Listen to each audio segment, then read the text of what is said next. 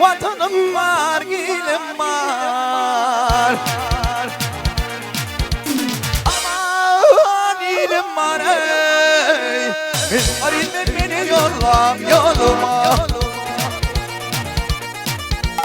Ayrılık var, çıtarlık var, ilim var. Halimden beni yollam yoluma.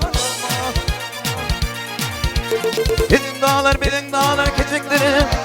Benim küçüktürüm. Yanır havanı gelmeden içiktirüm. Bir halimden beni yollam yoluma. Ay, ay.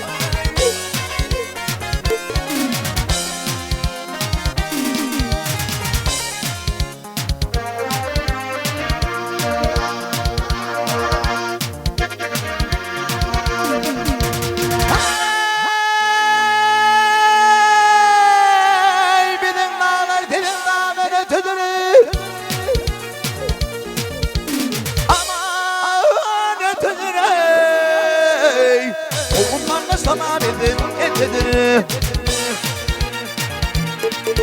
Yanilerde vatan tutmak hatadır.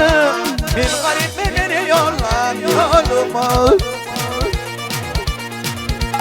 Yedalardan tek dostlarım ağlarlarım. Hoş hoşuma beni yola kalınlarım. Emin ağır kanın rami bolumlarım. Bir garip beni yollar